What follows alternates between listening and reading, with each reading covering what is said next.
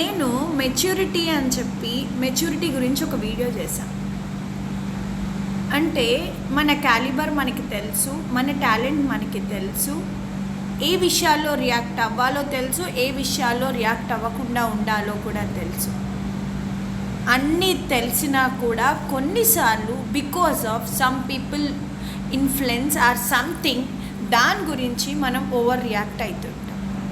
అతని పక్కన పెట్టిన ఓవర్ రియాక్ట్ కాకుండా ఉన్నామనుకోండి, అప్పుడు ఏమంటారంటే వీడు చేతగాని వాడు, మొహం మీద పట్టుకుని నువ్వు చేతగాని దానివి అని నిన్ను మొహం మీద అంటారు.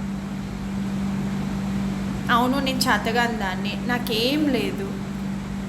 నువ్వు చేతనయ్యి నువ్వు ఉన్నదానివి, నువ్వేం సాధించుకున్నావు చెప్పు. మనం ఇష్టం ఉన్నట్టు మాట్లాడేయచ్చు పక్క పర్సన్ని, నోరే కదా, ఏదన్నా మాట్లాడవచ్చు.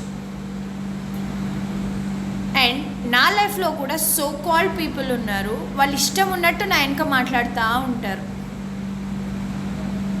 దానికి నేను రియాక్ట్ అవుతా ఉన్నాను అనుకోండి,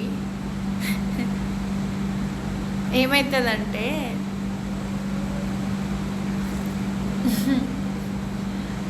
నీకు నాకు తేడా ఏముంటుంది? నీకు నాకు నువ్వు నాన్ సెన్స్ చెత్తని ఎంటర్టైన్ చేసి మాట్లాడుతున్నావు, అదే నాన్ సెన్స్ని చెత్తని నేను ఎక్స్ప్లెనేషన్ ఇచ్చి దాన్ని మాట్లాడాను అనుకో, నేను కూడా నీ కేటగిరీలోకేగా వస్తాను. సో నాకు సెన్స్ ఉంది, నాకు క్లారిటీ ఉంది, నాకు తెలుసు నేను ఎట్లా ఉండాలి అనేది. రోజు పొద్దున్న లేసి నేను బాబాని ప్రే చేస్తాను.